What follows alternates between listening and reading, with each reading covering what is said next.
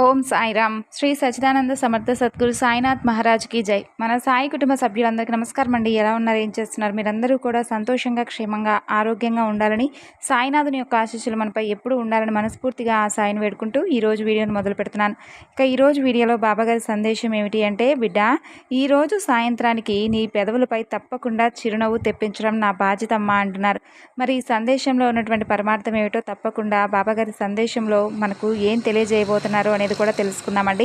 అంతకన్నా ముందు మన ఛానల్ను కొత్తగా చూస్తున్నట్లయితే ఛానల్ను సబ్స్క్రైబ్ చేసుకుని వీడియో కనుక మీకు నచ్చితే లైక్ చేసి సపోర్ట్ చేయడం మాత్రం మర్చిపోకండి. ఇక ఇప్పుడు బాబాగారి సందేశం గురించి తెలుసుకుందాం. బిడ్డ, ఈరోజు నీ పెదవులపై చిరునవ్వు తెప్పించబోతున్నాను. దీనంగా ఎంతో బాధలో ఉన్నటువంటి నీకు ఈ బాబా ఒక అభయాన్ని ప్రసాదించబోతున్నాడు. అంటే నీవు దేని గురించి అయితే దిగాలు పడుతూ ఉన్నావో, దేని గురించి అయితే ఎక్కువగా బాధపడుతూ ఉన్నావో, ఇక నాకు ఆ పనిలో సక్సెస్ అంటూ రావడం లేదు బాబా అని దేని గురించి అయితే ఎప్పుడూ కూడా బెంగపడుతూ ఉన్నావో, అంటే అదొక పని కావచ్చు, లేదంటే ఏదైనా వ్యాపారానికి సంబంధించింది కానీ, ఉద్యోగానికి సంబంధించింది కానీ, లేదంటే ఎన్నో రోజుల నీ కళ సాకారం కావడం లేదని దిగులు చెందుతూ అసలు ఆ పనిలో పూర్తిగా నాకు ఏమాత్రం సహాయం రావడం లేదు బాబా, ఎవరి ద్వారా కూడా నాకు సహాయం పొందేందుకు మార్గం కూడా నువ్వు చూపించడం లేదు బాబా అని దేని గురించి అయితే దిగాలు పడుతూ ఉన్నావో, దాని గురించి నీకు ఒక మంచి గమ్యం అయితే ఈరోజు నీకు దారిలాగా నేను చూపించబోతున్నాను. దాని ద్వారా నీ పెదవులపై చిరునవ్వు వెళ్ళి విరేయబోతుంది. నీ లక్ష్యాన్ని నువ్వు ఎప్పుడూ కూడా నీ కళ్ళ ముందే ఉంచుకో. దానిని ఎలా సాధించాలి, ఏ విధంగా సాధించాలంటే నువ్వు ఏ విధమైనటువంటి ఎఫెక్ట్స్ పెట్టాలి, ఇలాంటి ఆలోచనలన్నీ నీ మనసులో ముందే ఉండాలి. అందుకు తపన అనేది చాలా అవసరం. నీలో తపన ఉన్నప్పుడే కదా నీ లక్ష్యాన్ని నువ్వు దగ్గరగా చేరుకునేలా చేసుకోగలవు. నువ్వు చేసేటటువంటి పని మీద ధ్యాస పెట్టుకోవాలి.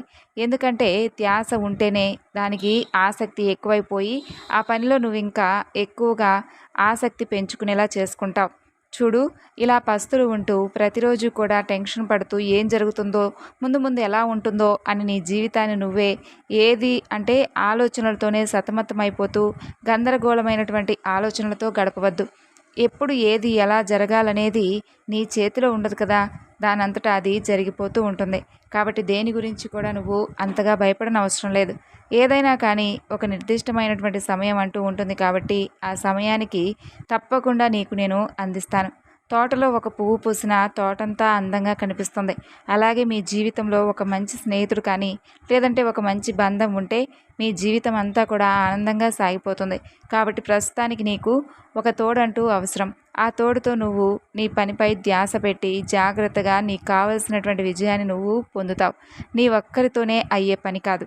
కాబట్టి నీకంటూ తోడుగా సహాయాన్ని అందివ్వడానికి ఒక మనిషి అయితే తప్పకుండా వస్తాడు. చూడు, నీకు జన్మనిచ్చినటువంటి భగవంతుడు, ఒక బంధాన్ని పరిచయం చేసినటువంటి భగవంతుడు, మరణం ఇచ్చేటటువంటి భగవంతుడు, ఇచ్చింది ఇచ్చినట్లుగా స్వీకరించి నీ ధర్మం నీవు నిర్వర్తించడమే నీ కర్తవ్యంగా భావించి నీవు ఎప్పుడూ కూడా ఎలాంటి తప్పుడు పనులు చేయకుండా, ఎలాంటి తప్పుడు ఆలోచనలతో లేకుండా నీవు నీ వంతుగా మంచి దారిలో వెళ్తూ ఉన్నప్పుడు భగవంతుడి అనుగ్రహం కూడా నీకు తప్పకుండా దక్కుతుంది. చూడు, రాని దానికోసం నువ్వైతే ఆరాటం చెందడం లేదు కదా, దేని గురించి కూడా అధర్మంలో అడుగులు వేస్తూ పోవడం లేదు కదా, మరి ఇక నీకెందుకు భయం? ఏదైనా కానీ నువ్వు అడగకుండానే ఇవ్వాలా ఏమిటి? అడిగి మరీ ఇప్పించుకోవడం నాకు బాగా ఇష్టం. చూడు, నువ్వు అడగకుండా ఏది కూడా నేను ఇవ్వను. అడగందే అమ్మైనా పెట్టదంటారు కదా. కాబట్టి నువ్వు అడిగావు కాబట్టే మొట్టమొదటిసారిగా ఈ బాబా నీకు నీ కోరిక వెల్లివిరిపోయే విధంగా, నీ పెదవులపై చిరునవ్వులు వెల్లివిరిసే విధంగా చూడాలనుకుంటున్నాడు. కాబట్టి నీకోసం మంచి బహుమానాన్ని అతి తొందరలోనే ఏర్పాటు చేస్తున్నాను. ఓర్పు వహించావు కదా, కాబట్టి నీకు ఎంత ఓర్పు వహించావో అంత మంచి ఫలితాన్ని నేను నీకు ఇవ్వబోతున్నాను. కసితో పోరాడుతున్నావు, కన్నీటితో కాకుండా ఎంతో కష్టపడుతూ ఉన్నావు. అయినా నువ్వు చూడనటువంటి కష్టమా చెప్పు? నువ్వు తలుచుకుంటే ఏదైనా సాధించగలవు. నేను నీకెప్పుడు కూడా తోడుగా ఉంటున్నాను అని నమ్ముతున్నావు. కాబట్టి ఇంకా భయం ఎందుకు? నువ్వు పుట్టినప్పటి నుండి పడుతున్నటువంటి కష్టం కంటే ఇప్పుడు నీకు వస్తున్నటువంటి కష్టాలేమీ పెద్దవి కావు, ఏమీ కాదు. ఇంకా కాస్త ఓపికతో ఉండు. నీ పనేదో నువ్వు చేసుకుంటూ వెళ్తున్నావుగా, తప్పకుండా నువ్వు వెళ్ళే దారిలో గొప్ప విజయాన్నే సాధిస్తావమ్మా. సాధించేలా నేను నీకు సహాయాన్ని అందిస్తాను. ఇది నీ సాయి వాక్కుగా భావించు. ఈ ప్రపంచంలోకి వచ్చినప్పుడు ఏ పెట్టుబడి లేకుండా వచ్చావు. అందువలన జీవితంలో ఏం జరిగినా మనం లాభంలోనే ఉంటాం. అయిపోయిన క్షణాల గురించి బాధపడకండి, అవి మీకు కన్నీళ్ళే తెప్పిస్తాయి. ముందు జరిగే వాటి కోసం కూడా చింతించకండి, ఎందుకంటే అది భయం తెప్పిస్తుంది. కేవలం ఇప్పటి క్షణాలను మాత్రమే సంతోషంతో తీసుకోండి, అదే నిజమైనటువంటి ఆనందాన్ని మీకు ఇస్తుంది. చూడు బిడ్డ, నీ మనసులో ఉన్నటువంటి దిగులంతా కూడా తీసి పక్కన పడేయి. ఆ ఉద్యోగం నీకే వస్తుంది, సంతోషమేగా. ఉద్యోగం రాగానే నీ సాయి నోరు తీపి చేయడం మర్చిపోవద్దు, సరేనా? సాయంత్రం లోపు నీకు ఒక మంచి శుభవార్త అయితే నీ చెవిన పడుతుంది. తోటి వారందరినీ కూడా ఓడించినప్పుడు ఆటలో గెలుస్తావు. చుట్టూ ఉన్న వారందరినీ ప్రేమించగలిగినప్పుడే నీ జీవితంలో నువ్వు గెలుస్తావు.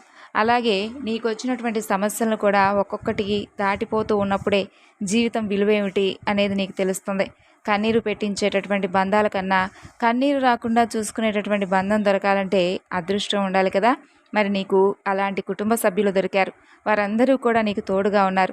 నీకు ఎలాంటి కష్టం రాకుండా, కన్నీరు కలగకుండా నువ్వు ఇప్పటి వరకు సంతోషంగా ఉండడానికి నీకు అన్ని విధాలుగా సహాయాలను అందించారు. నువ్వు ఎప్పుడూ కూడా సంతోషంగా ఉండాలని కోరుకున్నారు. నీకంటూ ఒక మంచి జీవితం రావాలని వారు నీకన్నా ఎక్కువగా పూజలు చేసి ప్రతిరోజు కూడా నీకోసం భగవంతుని వేడుకుంటూ ఉంటున్నారు. కాబట్టి వారికి ఏమిచ్చినా కూడా నువ్వు రుణం తీర్చుకోలేవు. కాబట్టి వారికి మంచి పేరును, అలాగే సమాజంలో మంచి గౌరవాన్ని కలిగించు. నమ్మకం గొప్పదా, ఇష్టం గొప్పదా అంటే నమ్మకమే గొప్పది అంటాను నేను.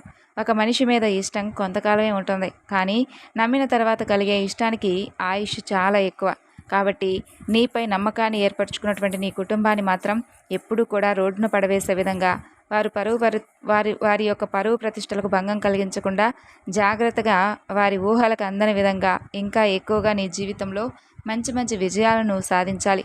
డబ్బుందనో, అదృష్టం కలిసి వస్తుందనో గర్వంతో కాకుండా ఎదుటివారిని ఎప్పుడూ కూడా సమభావంతో ప్రేమించాలి. మనిషి 100 ఏళ్ళు బ్రతికినా కాటికే వెళ్తాడు, 100 కోట్లు కూడబెట్టుకున్నా కాటికే వెళ్తాడు. కాబట్టి ప్రతి ఒక్కరూ కూడా ఈ సమాజంలో సమానమే అని చెప్పి ఎప్పుడైతే తెలుసుకుంటారో వారే నాకు నిజమైనటువంటి భక్తులు. కాబట్టి బిడ్డ, నువ్వు తలచిందే జరుగుతుంది. ఆ కన్నీళ్లు ఇక తుడుచుకో. నీ జీవితంలో మంచి గడియలు రాబోతున్నాయి. ఎంతగానో ఆశపడ్డావు కదమ్మా, నీ జీవితంలో మంచి జరిగే రోజులు ఎప్పుడొస్తాయని. అవి ఎంతో దూరం లేవు. రాబోతున్నటువంటి ఈ వారంలోనే మంచి శుభవార్త నీ చెవిన పడుతుంది. చూడు, నీ ఉద్యోగానికి సంబంధించినటువంటి ఒక శుభవార్త ఈ సాయంత్రంలోకి నీకు తప్పకుండా అంది. ఎంతో సంతోషంతో నీ పెదవులపై చిరునవ్వును తెప్పించబోతున్నాను. నాపై నమ్మకాన్ని ఏర్పరచుకొని సంతోషంగా వేచి చూస్తూ ఉండు. నేడు ఉన్నటువంటి ఈ కష్టం రేపు ఉండదులే తల్లి.